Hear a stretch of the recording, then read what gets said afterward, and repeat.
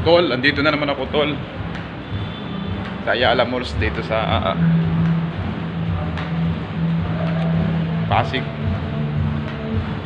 Sana okay na yung nilalakad natin. Isang buwan na mahigit ay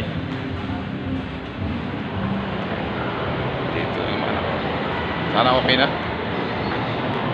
Balik-balik na eh, magdadalawang buwan na. Ayala mo.